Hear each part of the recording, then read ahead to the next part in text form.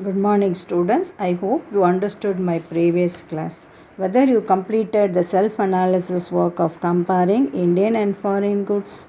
Now you recall your memory and try to answer these questions. When did the new economic policy was introduced in India?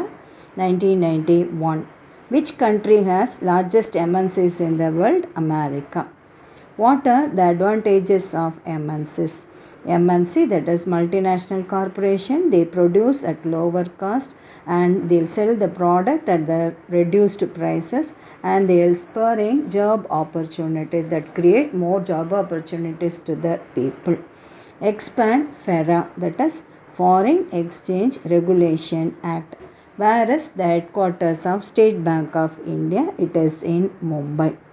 In today's class, we'll discuss about fair trade practices, World Trade Organization, and what are the positive and negative impacts of globalization and what are the challenges of globalization. First one, fair trade practices. Fair trade, it is a way of doing business that ultimately aims to keep small farmers an active part of the world marketplace. Under our globalization, we are encouraging the small farmers to compete in the world market.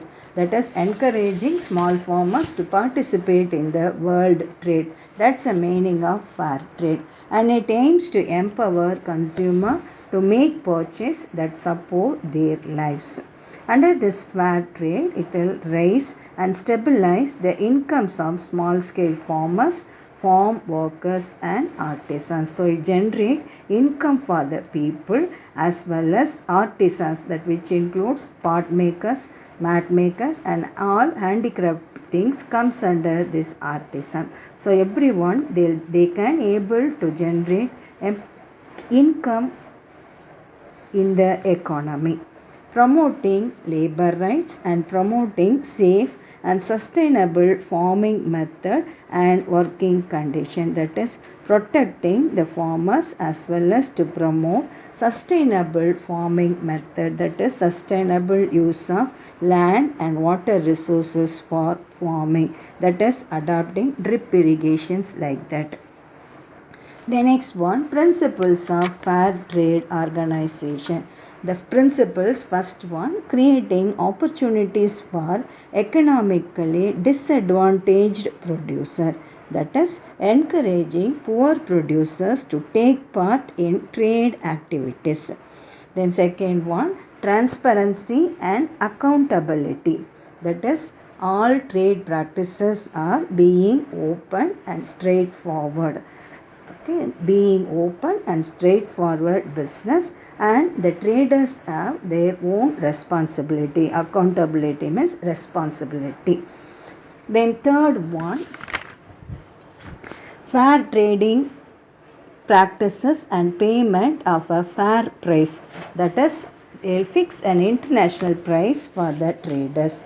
Then ensuring no child labor and forced labor, that is abolition of child labor in the fair trade practices, and commitment to non-discrimination, gender equity and freedom of association, that is providing equality of status like rich and poor, gender equality, that is between men and women, there is no any discrimination is followed in the society and everyone have the freedom to form an association, providing capacity building and promoting fair building, that is a process of developing and strengthening the skills of farmers.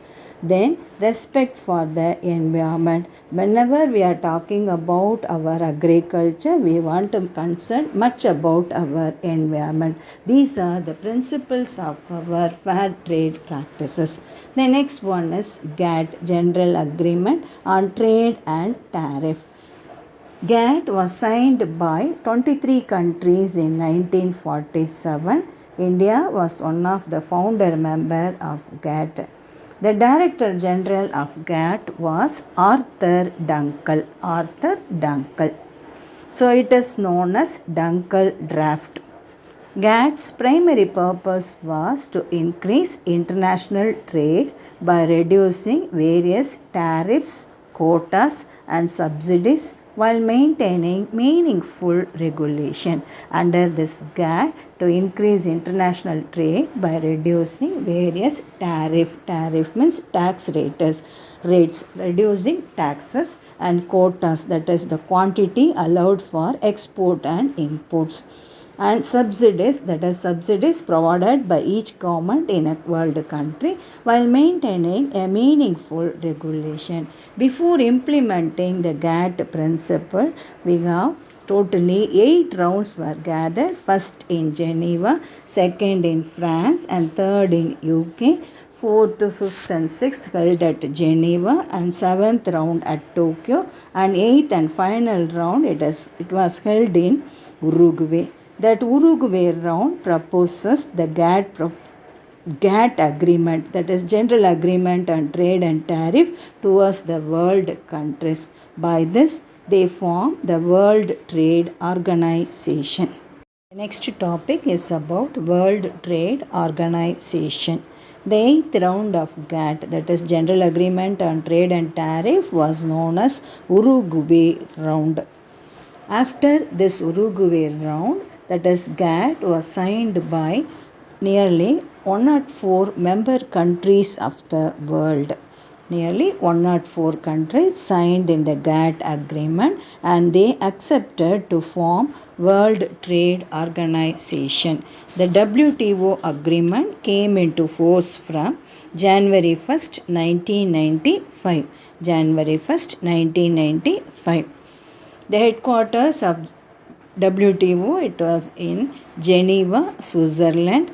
The purpose of this one to regulation as well as for international trade. Members of WTO were Director General, 4 Deputy Director General, Deputy Director, that is Assistant Directors, and other 600 official staff from around 80 member countries. So selectively they took 80 member countries. That is about the membership of WTO, World Trade Organization.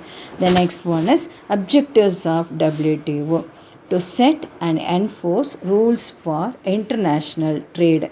That is, they set up certain rules and regulation for the member countries, to provide a forum for negotiating and monitoring further trade liberalization. They form an organization for monitoring further liberalization, to resolve trade dispute. If there any problem arises, they themselves solve the problems. Introduction at the sustainable development and environment can go together. Sustainability, that is, make use of resources for the present as well as maintaining for the future. Then only we can maintain our environment. Then, to ensure full employment and broad increase in effective demand, the basic aim of the government is to create full employment opportunities for the people. These are the basic objectives of World Trade Organization. Under this, another concept is also there, that is trade related aspects of intellectual property rights. That is simply it is called TRIPS. Trade related intellectual property right. Intellectual property rights may be defined as information with the commercial value under TRIPS. That is, patent shall be available for any invention, whether product or process, in all fields of industrial technologies. That is, those who made invention or those who found any product, they want to get patent right from the world countries. TRIPS agreement covers 7 areas of intellectual property rights. This also comes under our World Trade Organization, that is TRIPS, trade related intellectual property rights. I hope you understood about this World Trade Organization. Now we'll move into impact and challenges of globalization. So even though we talk about globalization from the beginning, we have plenty of good things as well as we have certain bad effect also over the economy. First, we'll discuss about the positive impacts of globalization. A better economy introduces rapid development of the capital market. So under globalization, it increases rapid, that is very fastly. It will make development in the capital market, that is in the money market, and it increase the standard of living of the people. And globalization rapidly increases better trade relation among the countries and introduce new technology and new scientific research patterns. Under globalization, the world countries they make innovation and they use advanced technology towards their production and attract the world countries. Globalization increases foreign direct investment, that is foreign direct investment. Foreign countries will invest in the other countries to increase their production. These are the positive impacts of globalization. Under globalization, we are encouraging foreign direct investment in India, and that leads to lot of negative impact over our economy. Now we'll move into the negative impacts of globalization. Under that, first one, globalization introduces unfair and immoral distributors of income. That is, the world countries will dominate our economy as well as our country and losing national integrity. That is, globalization will destroy our Indian products and Indian producers and increases in exploitation of natural resources due to increase in industrial construction that leads to exploitation of natural resources in our country. Then for next one, environmental standard and regulation have been relaxed. That is, to increase the trade activities, government is making certain policies to attract the foreign direct investment and they liberalize the construction of industries. For example, think about the present government, they introduce a policy of EIA, Environmental Impact Assessment, that is under which without getting any suggestion and opinions from the public, the business people can destroy the natural resources. That is the recent policy government introduced. Through globalization, that is to attract the foreign investment, we are losing our natural resources. These are the negative impacts of globalization. Globalization can generate both positive and negative impacts over our economy. Anyway, we are in need of open trade policy. So, government must face some challenges over globalization. Under that first one, the benefits of globalization extend to all countries. That will not happen automatically. That is, it won't happen automatically. That is, the government should attract the foreign direct investment towards our country. Then second one, that leads to instability in the developing world. Consider the world countries. Globalization leads to instability among the world countries. Then third one, increased global competition. That is, increase in global competition will lead to a race to the bottom in wages, labor right and employment practices. To compete with the world countries, they destroy the principles of labor rights as well as the wage practices, and it leads to global imbalance.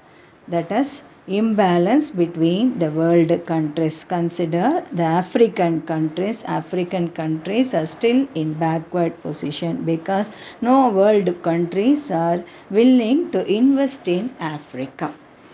Then globalization has led to an increase in activities such as child labor and slavery. To compete in the world market, there is a chance for employing child labor and slavery under our globalization. Then people started consuming more junk food. Junk food, you know it. These are the ready-made food or packed food available in the supermarkets. This caused the degradation of health and spread of diseases. Now think about our present situation. The spread of diseases, it comes from our food habit. People are eating more junk food and roadside food that will affect our health, and people are affected with many diseases. Especially think about cancer. Cancer is also considered as a widespread disease. It is also due to only because of our food habit. Then globalization has led to environmental degradation. So increase in globalization, that is increase in industrial activities, leads to increase in pollution, and which in turn affect our environment. These are the challenges of globalization.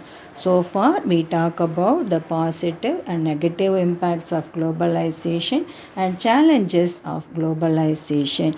Even though we have many challenges, government must make certain policies for the welfare of the people and to protect the people as well as the country and the economy. Thank you.